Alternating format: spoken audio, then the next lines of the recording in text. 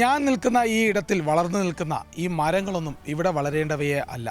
അതായത് ആൻഡമാൻ നിക്കോബാർ ഐലൻഡിൽ ആ ദ്വീപുകളിൽ മാത്രം വളർന്നു വന്ന പ്രത്യേക ഇനം മരങ്ങളും ചെടികളുമൊക്കെയാണ് ഈ ഭാഗത്ത് നട്ടിരിക്കുന്നത്. ഇത് തിരുവനന്തപുരം ജില്ലയിലെ കാര്യവട്ടം യൂണിവേഴ്സിറ്റി ക്യാമ്പസിനുള്ളിലെ ഡിപ്പാർട്ട്മെൻറ്റായ അതായത് ബോട്ടണി ഡിപ്പാർട്ട്മെൻറ്റിൻ്റെ ഭാഗത്തുള്ളതാണ്. അവരുടെ സെൻറ്റർ ഫോർ ബയോഡൈവേഴ്സിറ്റി കൺസർവേഷൻ്റെ ഭാഗമായി വളർന്നു വരുന്ന ഒരു ചെറിയ ഉദ്യാനമാണ്. ഇവിടെ വളർന്നിരിക്കുന്നതെല്ലാം വളരെ വ്യത്യസ്തമായ, ഇവിടെ ഈ നാട്ടിൽ കാണാത്തതായ നിരവധി ചെടികളും മരങ്ങളുമാണ്. അത് 6 വർഷമായി സംരക്ഷിക്കപ്പെടുന്നു. അന്നത്തെ ഒരു ദിവസം, അതായത് ജൂൺ 5 പരിസ്ഥിതി ദിനത്തിൽ തയ്യാറാക്കിയെടുത്തതാണ് 6 വർഷം കൊണ്ട് ഇപ്പോൾ വളർന്നിരിക്കുന്നത്. ഇതിൻ്റെ വിശേഷങ്ങളാണ് നമ്മളിന്ന് കാണാൻ പോകുന്നത്.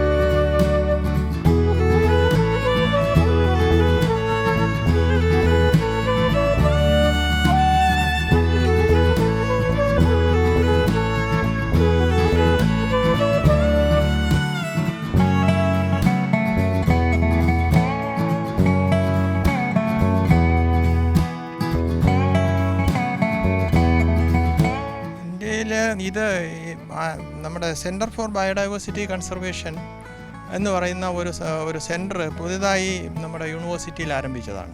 അപ്പോൾ അത് 2018 അത് നവംബറിലാണ് ഒന്നിനാണ് അത് ആദ്യമായിട്ട് ഫങ്ഷൻ ചെയ്യുന്നത്. അതിൻ്റെ പ്രധാന ഉദ്ദേശം എന്ന് പറയുന്നത് നമ്മുടെ വെസ്റ്റേൺ ഘട്ട്സിൽ പശ്ചിമഘട്ടത്തിലുള്ളതും ഇന്ത്യയിലുള്ളതുമായിട്ടുള്ള ബാക്കി സംസ്ഥാനങ്ങളിലും സ്ഥലങ്ങളിലുമുള്ള നമ്മുടെ ബയോഡൈവേഴ്സിറ്റിയെ സംരക്ഷിക്കുക എന്നുള്ളതാണ്. പ്രത്യേകിച്ചും വളരെ റയറും എൻഡേഞ്ചേർഡും എക്കണോമിക്കലി ഇമ്പോർട്ടൻറ്റും ഹോർട്ടിക്കൾച്ചറലി ഇമ്പോർട്ടൻ്റ് ആയിട്ടുള്ള ചെടികളെ നമുക്ക് സംരക്ഷിക്കുക എന്നുള്ള ഉദ്ദേശത്തോടു കൂടിയാണ് ചേർന്നത്.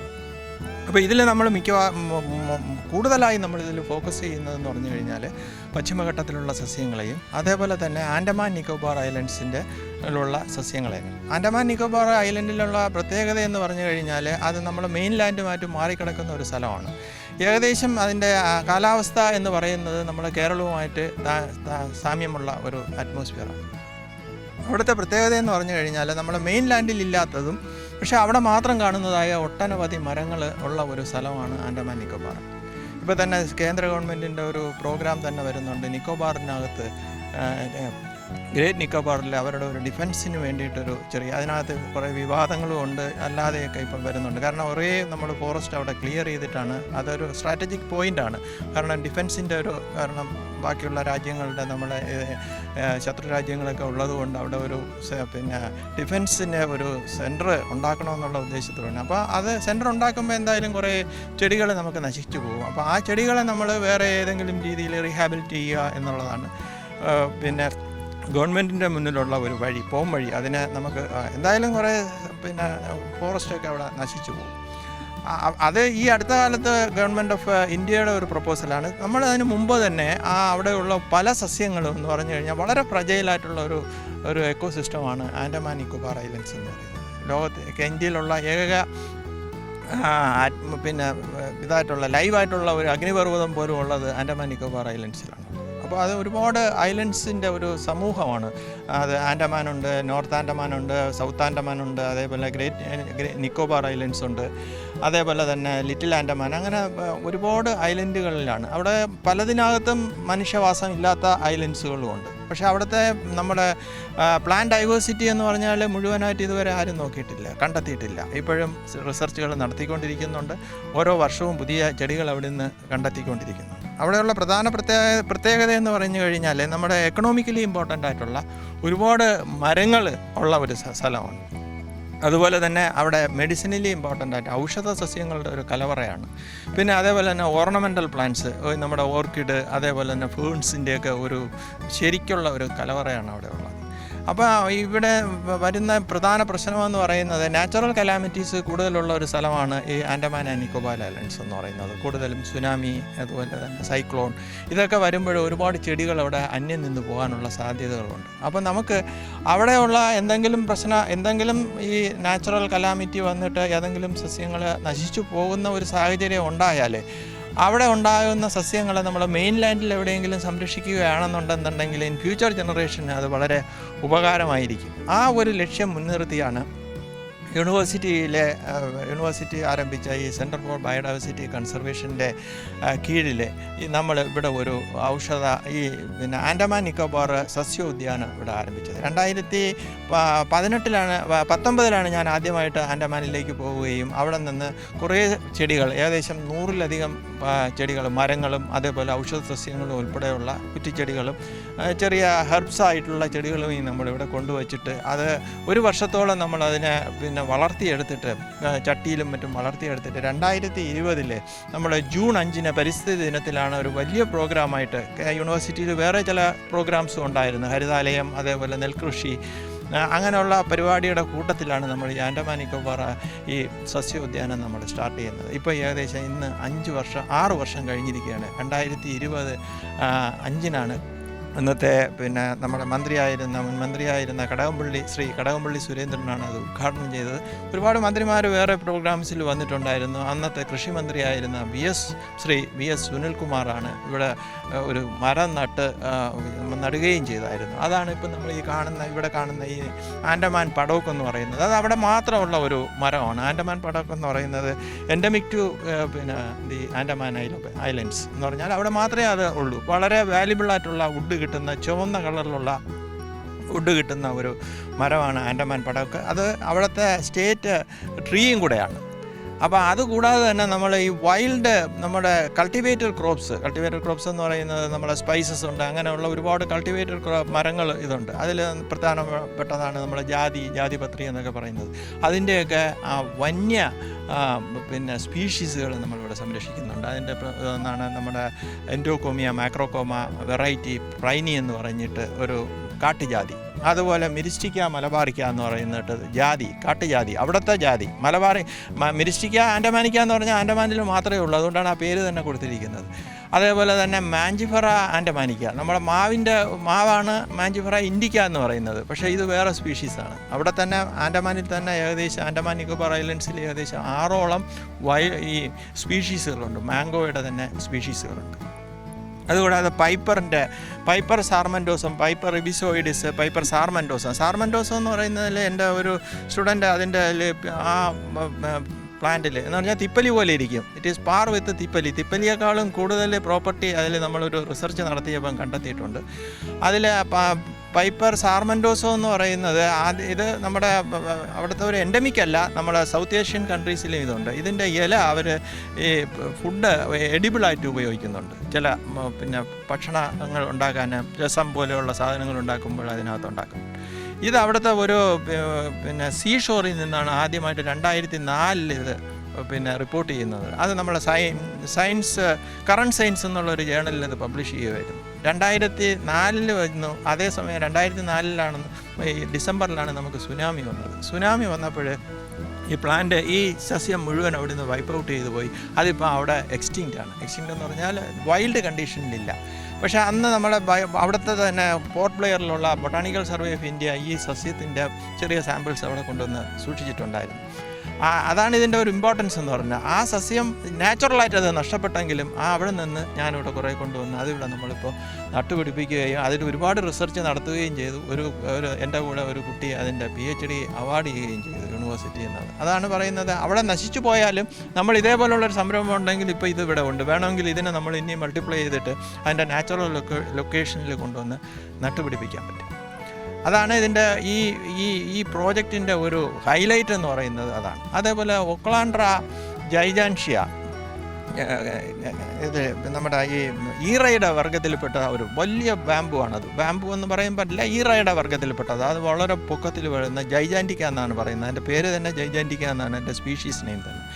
അപ്പോൾ അതിനകത്തുള്ള ഒരു പ്രത്യേകത എന്ന് പറഞ്ഞാൽ ഇതിൻ്റെ സൈഡ് ബ്രാഞ്ചസ് ഇങ്ങനെ വരുന്നതിൽ, ഈ മുളയുടെ സൈഡ് ബ്രാഞ്ചസ് വരുന്നതിന് നമ്മൾ കട്ട് ചെയ്തിട്ട് അതൊരു ബയോഡിഗ്രേഡബിൾ സ്ട്രോ ആയിട്ട് നമുക്ക് ഈ ഡ്രിങ്ക്സ് ഒക്കെ കുടിക്കാൻ വേണ്ടിയിട്ട് ഉപയോഗിക്കുന്നത്. അപ്പോൾ അത് നമ്മളിപ്പോൾ ഒരു പേറ്റൻ്റ് പേറ്റൻ്റ് ഫയൽ ചെയ്യാനുള്ള ഒരു തയ്യാറെടുപ്പിലാണ്. അപ്പോൾ അതെന്ന് പറഞ്ഞു കഴിഞ്ഞാൽ നമ്മളിപ്പോൾ ഉപയോഗിക്കുന്നത് പ്ലാസ്റ്റിക് സ്ട്രോ ആണ്, അല്ലെങ്കിൽ പേപ്പർ. ഇത് രണ്ടും എൻവയോൺമെൻറ്റൽ ഫ്രണ്ട്ലി അല്ല. കാരണം എന്ന് പറഞ്ഞു കഴിഞ്ഞാൽ ഈ പേപ്പർ സ്ട്രോ എന്ന് പറയുന്നത് നമ്മൾ ബയോഡൈവേഴ്സിറ്റിയെ നശിപ്പിച്ചിട്ടേ പേപ്പർ ഉണ്ടാക്കാൻ പറ്റുള്ളൂ. അതേപോലെ തന്നെ പ്ലാസ്റ്റിക് എന്ന് പറയുന്നത് എൻവയോൺമെൻറ്റിൽ നമ്മൾ ഇന്നത്തെ പ്രത്യേക സാഹചര്യത്തിൽ ഇന്നത്തെ പ്ലാസ്റ്റിക്കിനെ പറ്റിയുള്ള ഒരു ഇതും കൂടെയാണ് ഇന്നത്തെ ഡേയുടെ ഒരു ഇമ്പോർട്ടൻസ്. അപ്പോൾ അത് നമ്മളെ എൻവയോൺമെൻറ്റിനെ ഹാം ചെയ്യുന്ന ഒരു കാര്യമാണ്. അപ്പോൾ അതിൽ നിന്ന് നമുക്ക് മാറ്റിയിട്ട് നമ്മൾ ഇതിൻ്റെ സൈഡ് ബ്രാഞ്ചസ് ആണ് എടുക്കുന്നത്. അപ്പം പ്ലാന്റിനെ നമ്മൾ ഡിസ്ട്രക്റ്റീവ് ആയിട്ടുള്ള ഒരു ഹാർവെസ്റ്റിംഗ് അല്ല. അപ്പോൾ അത് വെച്ച് കഴിഞ്ഞാൽ അത് മാത്രമല്ല, ഇത് നമുക്ക് വീണ്ടും കഴുകി ഉപയോഗിക്കാൻ പറ്റുമെന്നുള്ളതാണ്. റീയൂസബിൾ ആണ്. ഒരു 3-4 പ്രാവശ്യം 4-5 പ്രാവശ്യമൊക്കെ അത് നമുക്ക് കഴുകി ഉപയോഗിക്കാം. അതാണ് ഈ. അതേപോലെ തന്നെ നമ്മൾ ഏറ്റവും വലിയ ചൂരൽ, ഏകദേശം 150 അടി ഉയരത്തിൽ പോകുന്ന കലാമസ് എന്ന ചൂരലിൻ്റെ ഒരു ഇതുണ്ട്, കലാമസ് ആൻഡമാനിക്ക എന്ന് പറഞ്ഞു. അത് നമ്മളിവിടെ സംരക്ഷിക്കുന്നുണ്ട്. പിന്നെ ഈ ക്ലൈംബിംഗ് പൻഡാനസ് എന്ന് പറഞ്ഞാൽ കൈത. നമ്മൾ ഈ വെള്ളക്കെട്ടുള്ള സ്ഥലങ്ങളിലൊക്കെ തോട്ടിൻ്റെയൊക്കെ കരയിൽ കാണുന്ന, നമ്മളിവിടെയൊക്കെ കാണുന്ന കൈത, അതിൻ്റെ വേറൊരു ഭാഗം, അതൊരു കൈത, അത് നമ്മളിവിടെ കൊണ്ടുവച്ചിട്ടുണ്ട്. അല്ലാതെ ഉള്ളത് തന്നെ പൻഡാനസിൻ്റെ വേറെ സ്പീഷീസുകൾ, അങ്ങനെ ഏകദേശം ഒരു 100-ലധികം സ്പീഷീസുകൾ നമ്മളിവിടെ വച്ചിട്ടുണ്ട്. ഈ എൻഡോകോമിയ മാക്രോകോമ വെറൈറ്റി ബ്രെയിനി എന്ന് പറയുന്നത് ഒരു കാട്ടുജാതിയുടെ ഒരു വകഭേദമാണ്. അതിൽ എൻ്റെ കൂടെ ഇപ്പോൾ ബയോടെക്നോളജിയിൽ ഇറാഖിൽ നിന്നുള്ള ഒരു ഫോറിൻ സ്റ്റുഡൻറ്റ് അതിൽ PhD സബ്മിറ്റ് ചെയ്തിട്ട് അദ്ദേഹം ഇപ്പം തിരിച്ച് അവിടെ നാട്ടിൽ പോയി ജോലിയായിട്ടുണ്ട്.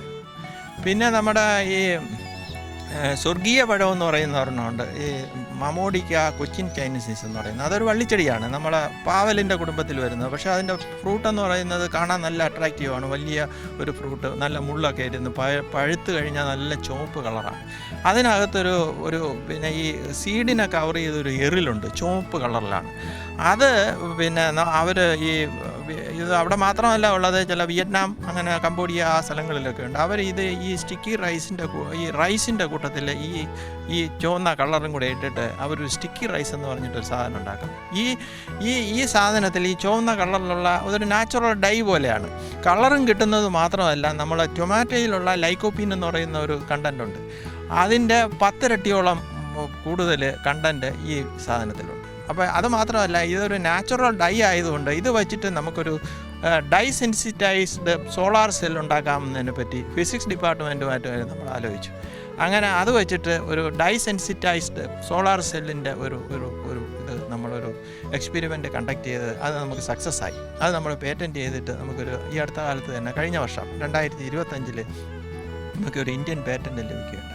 അപ്പോൾ അത് ഇതിൽ ഒരു 100 പ്ലാന്റ്, നമ്മൾ 100-ലധികം പ്ലാന്റുകൾ വെച്ചിട്ടുണ്ട്. ഇനി ഇത് കൂടുതൽ എക്സ്റ്റെൻഡ് ചെയ്യാനുള്ള ഒരു സംരംഭത്തിലാണ്. അതേപോലെ തന്നെ ഈ ജാതിയുടെ എന്ന് പറഞ്ഞാൽ വേറെ ഒരു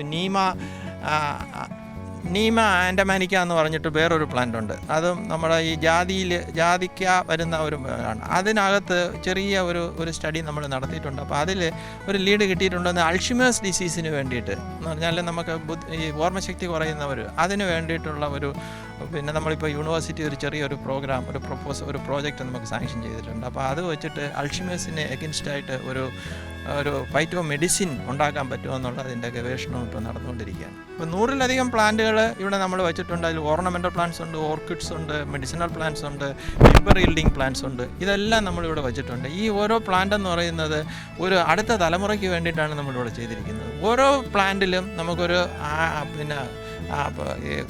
കൂടുതൽ കുട്ടികൾക്ക് ഇതിനകത്ത് ഗവേഷണം നടത്താൻ പറ്റുമെന്നുള്ളതാണ്. നമ്മൾ അവിടെ പോയി ചെടികളെടുത്ത് ഇവിടെ കൊണ്ടുവന്ന് റിസർച്ച് ചെയ്യുക എന്ന് പറയുന്നത് വളരെ പ്രയാസമാണ്. നമുക്ക് അത്ര എളുപ്പമല്ല. ഞാൻ തന്നെ ഒരു പ്രാവശ്യമേ പോയിട്ടുള്ളൂ. നമുക്ക് വീണ്ടും അത് കഴിഞ്ഞിട്ട് 20-ലൊക്കെ പോകണമെന്നുണ്ടായിരുന്നു. അത് അപ്പോഴും നമുക്ക് കോവിഡ് പീരീഡ് ആയതുകൊണ്ട് എനിക്ക് പോകാൻ പറ്റിയില്ല. പക്ഷേ എന്നിരുന്നാൽ പോലും ഒരു 100-ലധികം ചെടികൾ ഇവിടെ നട്ടിരിക്കുന്നത് 100 കണക്കിന് വിദ്യാർത്ഥികൾക്ക്, ഗവേഷകർക്ക് ഇത് ഫ്യൂച്ചറിൽ വരുന്ന തലമുറയ്ക്ക് ഇതിൽ ഗവേഷണം നടത്താൻ പറ്റും. അതിൻ്റെ ഒരു ലൈഫ് സ്റ്റോക്കായിട്ടാണ് നമ്മളിവിടെ വച്ചിരിക്കുന്നത്.